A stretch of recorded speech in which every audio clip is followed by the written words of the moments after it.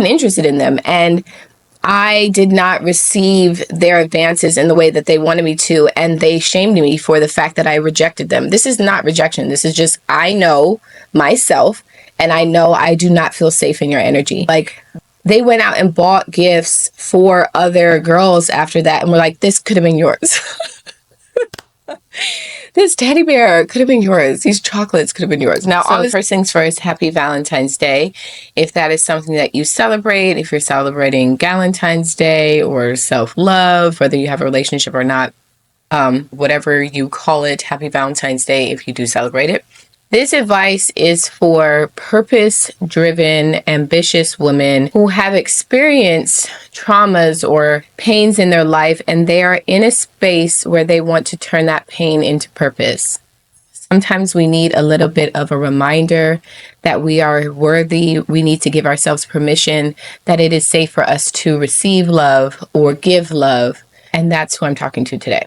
Well, always on this channel. What we're not going to be doing is talking about how to make him obsessed with you, mainstream media advice on relationships and love, because I don't feel like that is incredibly healthy or normal. And I think advice like that will not only get yourself into trouble, but it will have you second guessing your idea of love or attaching your value to superficial means of receiving or giving love. What we are trying to do is understand ourselves on a deeper level so that we are very clear on the kind of love we desire to receive. We want to know our own energy so well that we know whether or not it feels safe to be in someone else's energy. So the first thing we're going to get into is Sternberg's theory of love. And this is the idea that fulfilling, honest love has three parts. And it is intimacy, passion, and commitment. Now, you can have a combination of all of these and create different kinds of love. We're not going to get into the different kinds of love that you can have. Today, we're talking about healthy, honest love. And that is when you have all three present. So the intimacy would be the emotional connection that you have with someone, the things that you tell them, the ability to speak to them, to share your deepest secrets with this person. And then the other one is passion, which is the physical attraction that you have to this person. And then commitment is your desire or intent to have a long-term relationship with this person, to stay with them for a long time. So when you have all three present, you have what is called a consummate love. This is what Sternberg identified as a consummate love.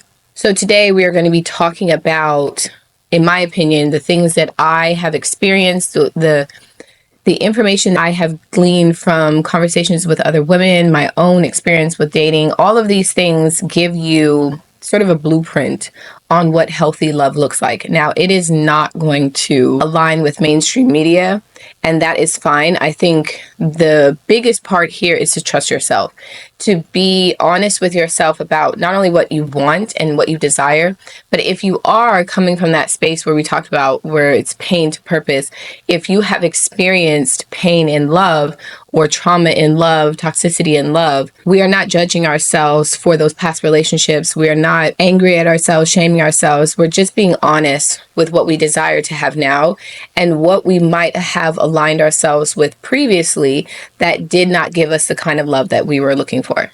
So the first piece of advice that I would give you when you are on this journey is to detach from mainstream media's advice on love, relationships, and what it means to have a healthy relationship.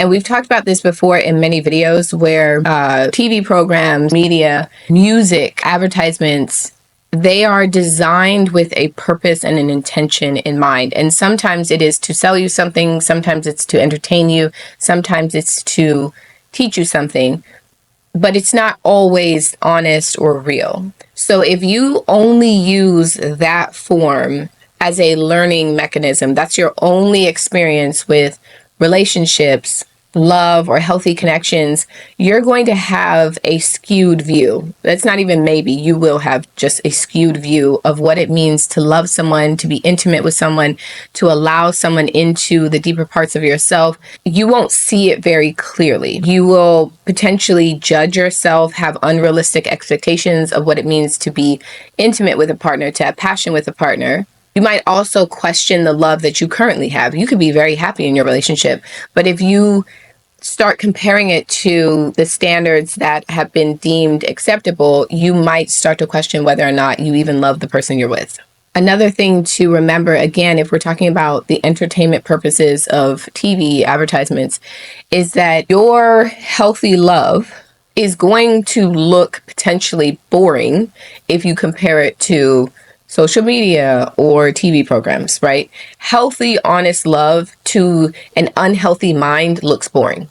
It looks like there's not a lot going on. It's too predictable. It's too mundane. But to a healthy mind, body, soul connection, that human being is going to see that as an honest love, a consummate love, the kind of love that grows with you, where two healthy people can stretch together. So when we detach from mainstream media, which is unhealthy, how do we then build or connect to a healthier version of love? Which brings me to my next point, which is to build a strong sense of self.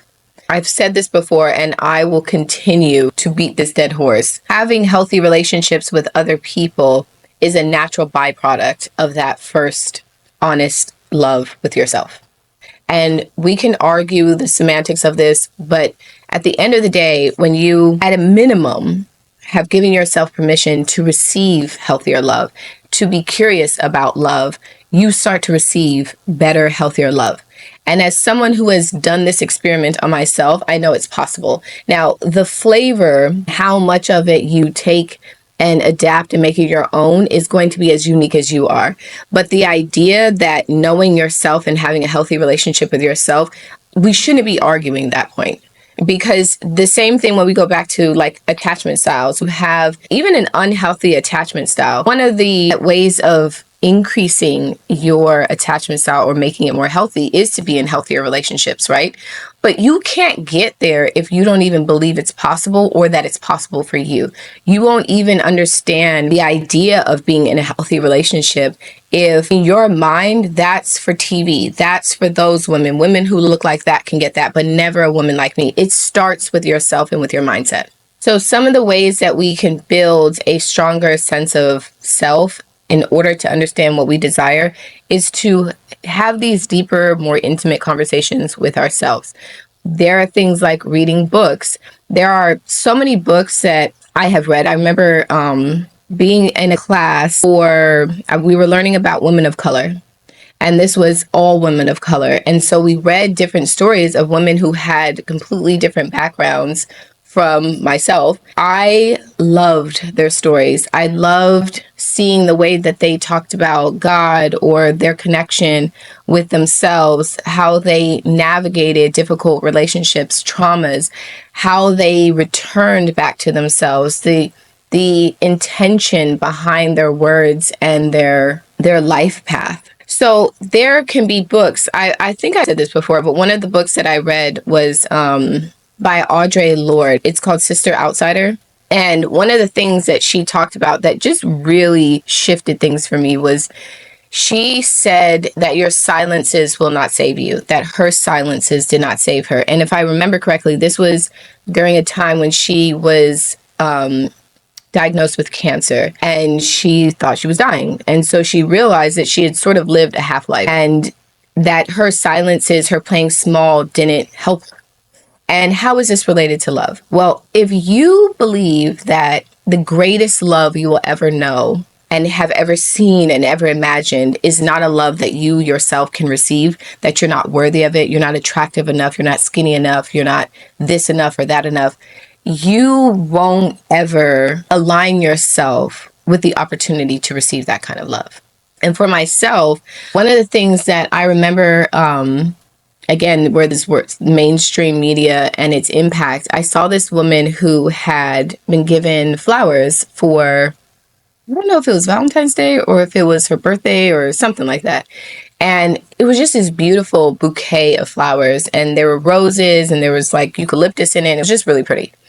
And I remember thinking to myself how I wanted that. And the woman, her partner, had given her those flowers. At least that's how it was presented. And I remember thinking to myself that I really want that. And for some reason, I felt like Does that mean it's supposed to come from my husband? And how do I get him to just randomly know that these are the flowers that I want? And that's when I realized this is so stupid. I could just buy myself the flowers. And so I didn't have to wait for Valentine's Day. I was not going to plan to receive these flowers on Valentine's Day. So I actually looked up a company that ships flowers, and I started subscription with them to receive flowers on a monthly basis. And I used to write little notes in them and send them to myself. And then eventually that morphed into me just sort of buying flowers locally and putting them in my house. The point is, I still buy myself flowers. That moment changed the way that I view flowers, the way that I viewed love, the reception of gifts. I have never been the kind of person, I know this is triggering for some people, but I need you to understand this is just me. I have never been someone who's like, I need Valentine's Day to be like over the top and da da da da. Just never been that kind of person. I have always been someone, especially in this healthier love. My husband and I buy ourselves and gift each other things all year. So I am not the kind of person that needs those things to be done, especially on Valentine's Day. But I would never shame a woman who wants them. I would never find it weird that a woman wants them, right? These are just my own experiences because I have had partners in the past who were toxic, and Valentine's Day was the day when they were behaving, they were kind, and they wanted to give gifts on those days, and they wanted social proof. They wanted people to see that they were this loving partner. I've also had this is again when I was really young, like high school, where boys, these are not men, I just wasn't interested in them. And I did not receive their advances in the way that they wanted me to. And they shamed me for the fact that I rejected them. This is not rejection. This is just, I know myself and I know I do not feel safe in your energy.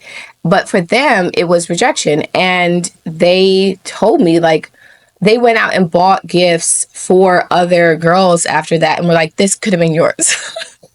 This teddy bear could have been yours. These chocolates could have been yours. Now, obviously, this is an example of the immaturity but you get what I'm saying. So for me, I am not someone who's going to display my love publicly or show these gifts or want to be given all of that stuff publicly because I've seen what that really looks like on the back end. And I'm not saying that this is your love. If you're someone, because you could be the opposite, right? You could have had toxic, unhealthy, abusive relationships, and then you're finally having someone who gives you things, loves you in the way that you desire to be loved, and now you want to show that. And I think that's beautiful too. Do you see what I'm saying? We're trusting ourselves, using our discernment, because your story might be different from mine, and it may absolutely be different from mainstream media. So you want to make it fit for you.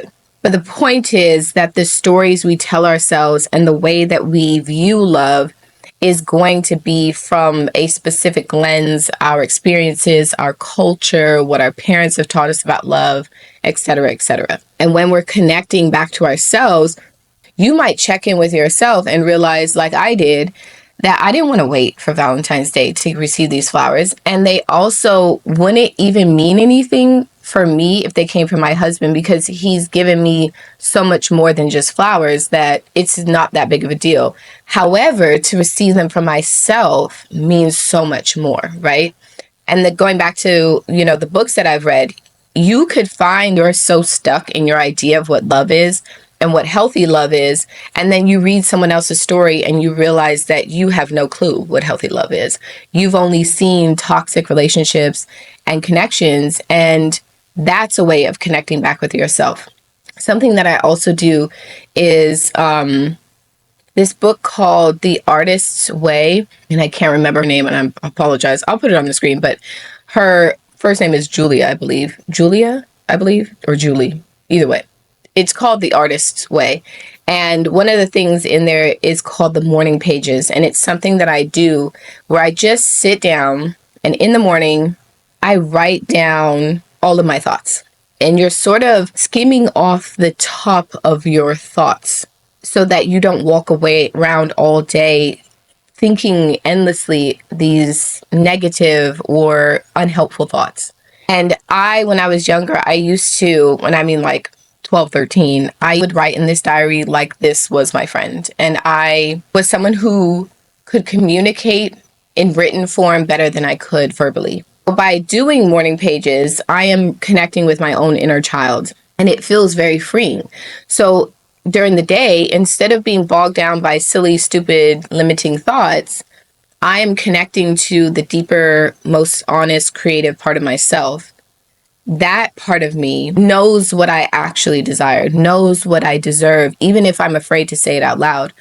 So when we're connecting back to ourselves, you want to find practices that feel good in your energy. They feel good in your body. They spark interest or curiosity or connection with yourself. Because again, when we're looking for a deeper love, an honest love, you want that love to be one that connects with the healthy parts of yourself. You don't want your traumas to be leading you to pick partners out of scarcity, out of fear. You want it to be out of a high level of self-worth and self-compassion. When we don't prioritize this part of exploring love, finding love, when we say we're just going to bypass the healing process, we're going to bypass the self-discovery or the inner work process, you might not be showing up authentically. You could choose partners that are not most aligned with you because of fear, because you're afraid of being alone, you're afraid of what people would think. You might also not explore outside of your own limited pool of options because you think that the only person available is going to come from your high school or your middle school. If you're someone who stayed in the same place throughout your formative years, you might not believe that you could find a partner in the real world. It's too scary. And we could end up with love that is not consummate. We could end up with love that is one-sided or imbalanced. And we can feel heavy. We could dread marriage or kids or growing together with someone. We could fear love entirely. Now, also, I do want to add as a disclaimer that whether or not you desire love in the traditional sense is up to you. Whether or not you desire to have kids is completely up to you. This is not to push that agenda. This is just to share a different way of looking at love, of connecting with the idea of love. So be honest with yourself about what you actually desire and how you want that to show up in your life. Don't let even what I'm saying to you sway you out of trusting yourself. My next point is to be intentional.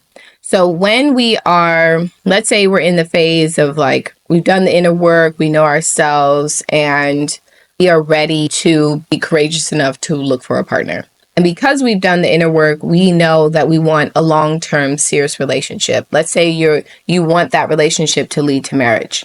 You want the other person who you are desiring to, at a minimum, have core values that align with you. They have a desire for a long-term relationship and marriage.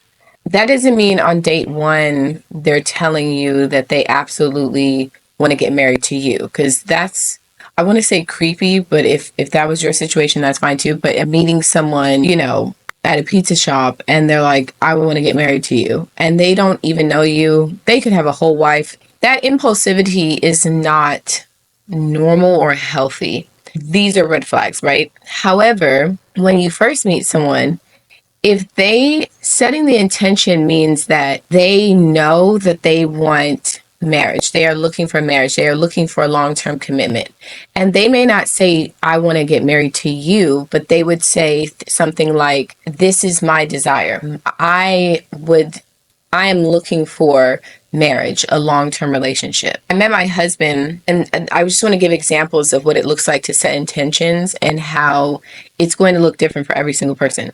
So when I met my husband, I knew that he was looking for something serious. He's not just like interested in seeing where things go. However, he made it clear that it was my choice, and he was more interested in me desiring a long-term relationship, not just him having this intention.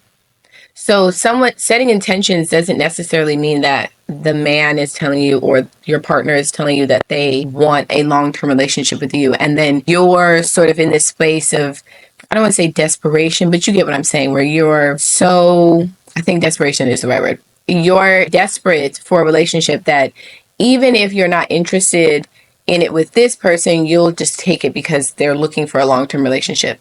You want it to be that you are in alignment with that as well and with that person. But if the both of you know that you have a desire for a long-term, serious commitment, marriage, that part of it is on the table. It's known. So it's not like a couple months into your relationship, a year into your relationship, you realize that this person doesn't value marriage, has no interest in getting married, doesn't see the need for marriage. You're going to feel like potentially you've wasted your time. And that is a heavy feeling. And then we can bring up shame, we can feel embarrassed, we can feel guilt, right? So intentions doesn't necessarily mean that that person is setting the intentions and you just go with it. It could also mean that you are checking in with yourself, and maybe because of past relationships not being healthy and marriage was not something that you thought of, and then all of a sudden you're in a different relationship and you finally are experiencing what healthy communication looks like, healthy interactions look like. Now all of a sudden you're thinking to yourself, actually, I am open to a long-term relationship, marriage. But your intention was to have an honest exchange with someone, to have a genuine connection with someone. That's different than someone who just says, let's see where things go, and they're dating other people and you're only committed to them. That's a very different thing. You get what I'm saying? Another example of this, because I want you to see how this can look different for different people. I have a friend who, her and her husband, when they first met, he had just gotten out of a long-term relationship, and he made it clear to her that he was not interested in a long-term relationship because he had just come out of one. So they both separately dated other people, and then eventually they came back. Now, when I discussed this with her, and I did ask her if it was okay to share the story, but I asked her, I said, it kind of sounds like that quote of when you love someone, you let it go, and if it comes back and it's real love. And she was like, no. Because for her, it wasn't like, oh, just let it go and see what happens. It was painful. And for her, it was devastating. And she also had to unpack her own codependency and her own toxic traits in order to realize why it hurt so much. Because for her, he didn't choose her. He didn't somehow, value her enough to just see her as the best option. Now, he did eventually come back around and realize that that was, not the right choice. That's still someone setting an intention. It may not feel good in the moment for someone to say to you, hey, I'm not interested in this relationship. I'm not interested in a long-term relationship. What we have to do is not attach that to our value or our worth. We want to say to ourselves, it doesn't feel nice that this other person is not reciprocating our love or interested in our love in the way that we desire to give it to them. But if they are honest with us, we want to be honest with ourselves. Sometimes we will hear someone say they don't want to be with us, either by their actions, by their words, by their tone, by the fact that they are non-committal, but we can't let that be our story. So we ignore those signs. We don't pay attention to them. We ignore them. We pretend that we can sort of love them into whatever it is that we're desiring. I want to bring you into what I call an honest exchange. When you have a desire to connect with someone, and I want you to apply this to not just romantic partnerships. This can be any kind of connection, friendships, romantic, coworkers, even with strangers. When you have an honest exchange with someone, it means that you both have a desire to communicate in a healthy, honest way. So when you first meet someone, there is that period of not knowing whether or not that person is on the same page as you. And when I was younger and before I had fully healed from the things I had experienced, I would align more with calling this a vetting period. I was more panicked about whether or not someone was lying to me or if I could trust them, right? There was more fear in that. As I got older and I was more healed and I was more grounded and I was more connected to myself and I felt stronger within myself, I don't align with calling that a vetting period. For me, I truly feel that because I know my energy so well and I know who I am and I have high confidence, high self-worth, and I love myself, I know how safe I feel in someone else's energy. I know how safe it feels for me to be my full self in someone else's energy. So when I'm meeting someone, I'm not afraid of being my full self and then them not receiving that well. I know now that if I'm connecting to someone and we just don't align, there's nothing wrong with me or there's nothing wrong with that person. We might have just met at the wrong time. They may not be healed enough for this kind of relationship, or I may not be interested in that kind of connection. But when you first meet someone, so my point is, use the words that feel best for you. But when you first meet someone, there's that phase where you're not sure, right? If you're in that space where it doesn't feel safe and you want to make sure someone's not lying to you, or you feel like you're just trying to feel out whether or not you guys are in alignment, the point is that there is that period when you first meet where you're trying to figure it out. When you meet someone who has an honest intention of also figuring it out with you, where they're not lying to you, they're not manipulating you, this is a genuine good person. When you know that about that other person, when that is known, that's the foundation of the relationship. It's honesty, it's trust. And what grows from that is such a beautiful connection. And again, I want to emphasize, I've had this with my friends. Some of the deepest friendships that I have are with women who also desire an honest exchange. Who they are is who I receive. What they share is a genuine honesty within themselves. And we are that phase of trying to figure each other out because both of us had a desire to be honest, to be truthful. It's like that relationship blossoms on a deeper level. It becomes stronger. It's not surface level, where there's so much truth in those relationships that the growth that comes from it is life-changing. When you set intentions in a romantic relationship, it's first about yourself and what you desire. And then it's about whether or not that other person can meet you there. And when we go back to what is a full love, it is those three elements, right? According to the theory of love, it is that intimacy, that passion, and that commitment. If you only look at the way that someone physically looks, or the physical intimacy of that relationship, right? The passion of that relationship, and that's what you base a relationship on, you're completely ignoring whether or not you can share your full, honest self with that person, or if there's even a desire for commitment from that other person. Sometimes when I think about mainstream media's advice, it's very much so, let's see how things go, right? This is why love can feel like this roller coaster, this constant up and down, this back and forth, this toxicity. It feels unstable for a lot of us. And that's because you have no clue what that other person's intentions are, or they have no idea what yours are. But love doesn't have to be that way. And honestly, I don't think it should. That doesn't mean that you're not experiencing things with each other. Because when I think about my husband and I, there have been some really gut-wrenching things that the both of us have experienced together. But because we have that strong, honest exchange, right? That foundation is solid. We went through it together. Couples who have a desire to actually know their partner on a deeper level, and it's not just physical, they go through life changes together and come out stronger. Now, that doesn't mean like you could have gone through something together and it really did destroy your relationship. That's not to say that you didn't have a full love. It could have been that the trauma was too severe, or the coping mechanisms you guys used were not healthy. That's not to say whether or not you had a real love or not. That's not what I'm saying, but you get what I mean. When you're with that person, when you are showing up for each other, you can come out significantly stronger. And this is not lying to ourselves and making unhealthy relationships fit the box of health. It's a genuine honesty.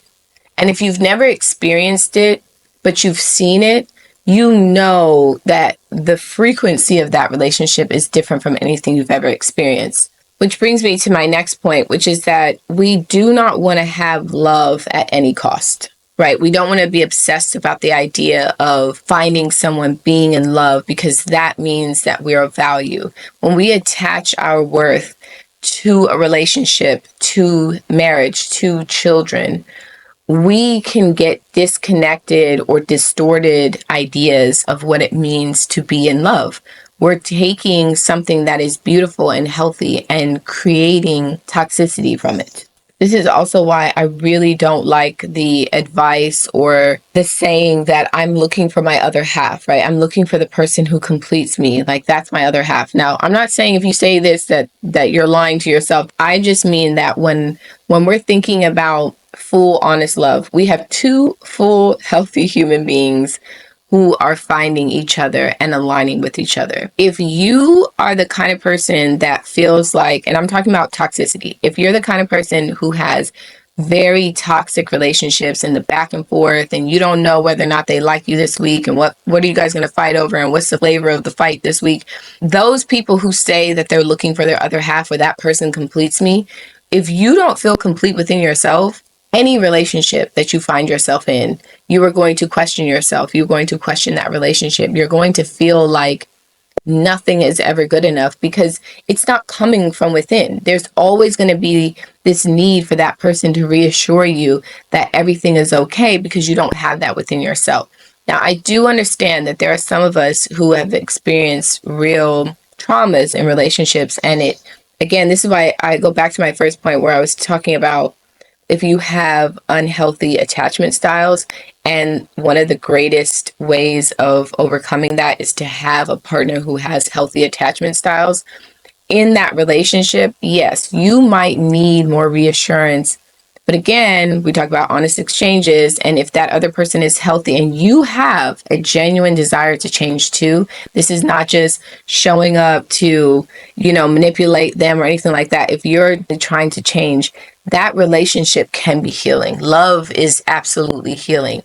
But it has to be that you have a desire to evolve, to elevate to the next level, not just require that person to somehow fix the parts of you that are broken. You have to be willing to show up for yourself. And the same, like vice versa. If this is you that's healthy and you're trying to love a man into a healthy relationship, it cannot be that you're forcing them into that. It has to be that their actions are proving that they're showing up and they're trying to be there for you, not just blaming you because you don't understand or you're not working with them or whatever it is. When we feel like we are desperate for love or we want love at any cost because we don't have a strong sense of self, this is when I go back to that first point of developing that stronger core. You want to have your own interests. You want to have a self-care routine. You want to have hobbies. You want a full life that is separate from the person you are desiring to be with. Because when the two of you have your own passions or your own interests, it creates a stronger bond, a stronger relationship, because you light up seeing that other person pursue their passions, pursue their interests.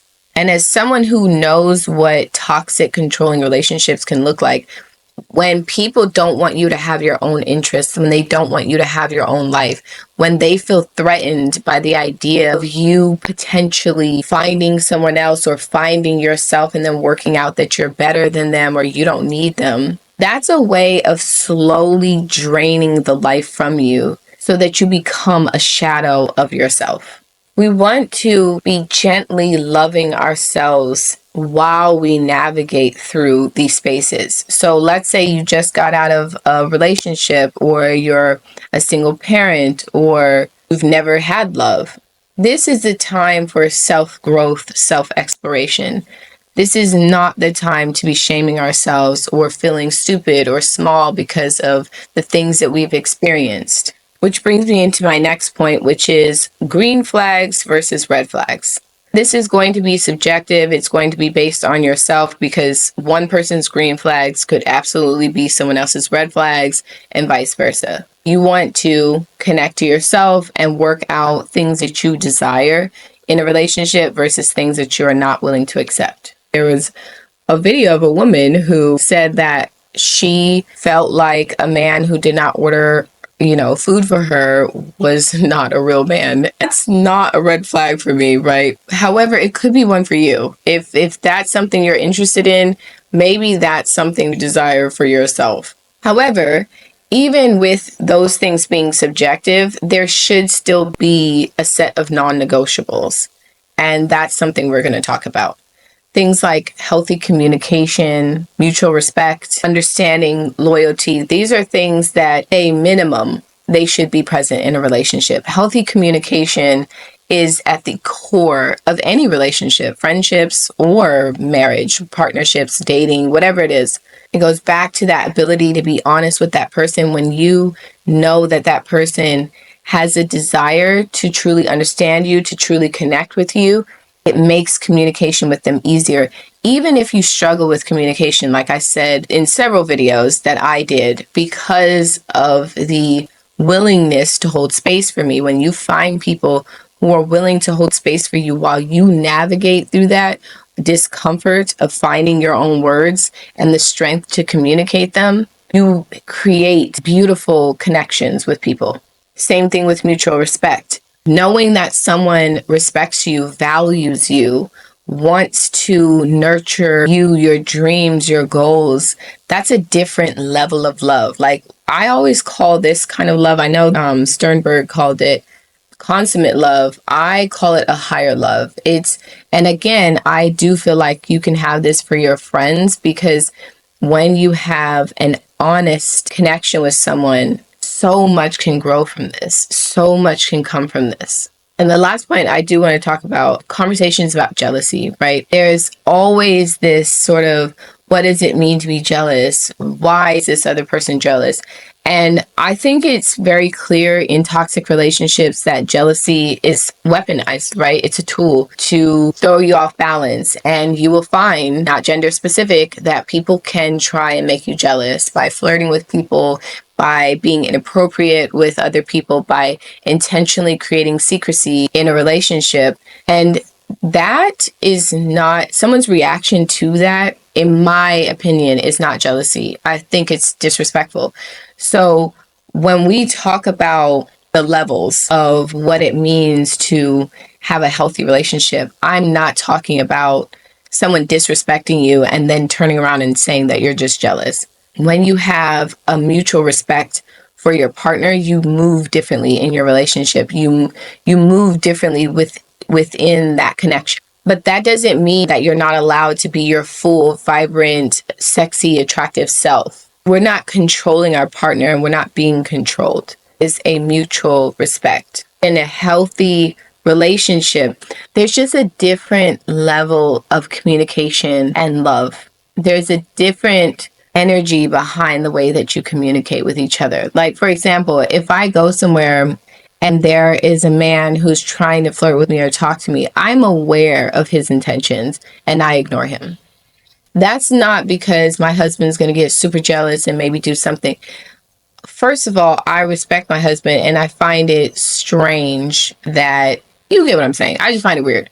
That doesn't mean my husband's like, well, you shouldn't have been doing this. Why did you wear makeup? Why did you do your hair like that? Why did you dress like that? That is not what my husband does. But I've seen men who blame women or try to shrink women so that they don't show up as their full self. And I've seen women do this to other women. And I know that you guys have experienced this because I've read it in the comments. So you understand what I'm talking about, right?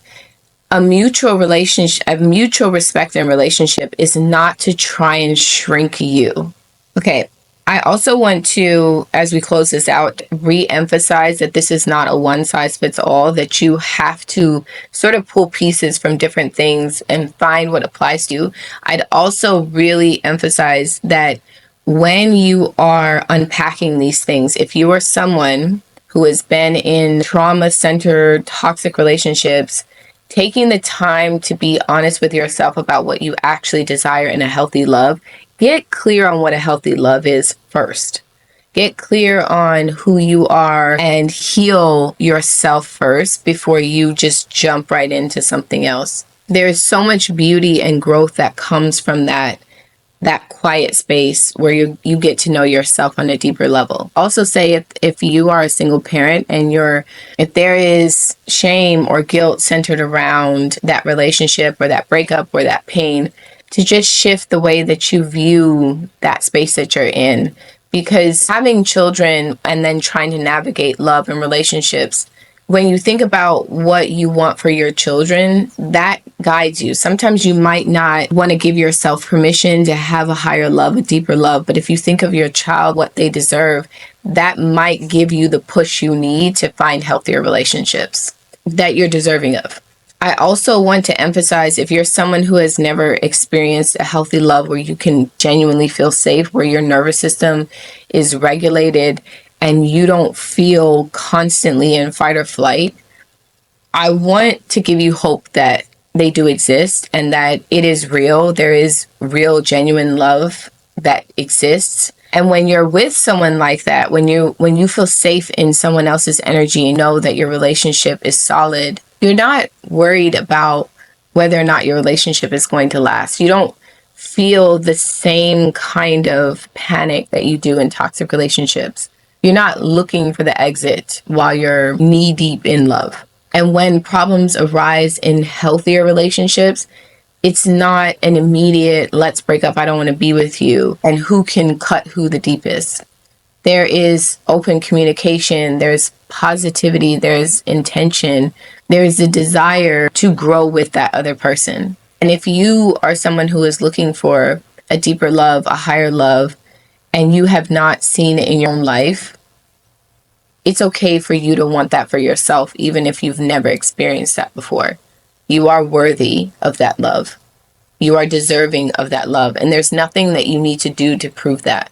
And as we close out, I do want to just take a moment to kind of pause and reflect on everything that you might be feeling, emotions that might have come up. Wasn't intended to be a heavier topic, but it's going to be, because depending on where you are on that timeline, you could be feeling so many things, healing from so many things, recovering, or you could be in the love that you desire for yourself. But just give yourself permission to experience what you need to and then release it. Don't hold on to any of those feelings. And try those morning pages. Sometimes being able to write them down gives you permission to let them go in your mind as well. And if you feel like you've resonated with my messaging or you've aligned with anything that I've said and you want to take this further, I do offer one-on-ones, and the link is in the bio and then in the description bar if you feel called to do so. I also do offer free consultation calls. I have limited spots for those as well. And I will see you in the next video.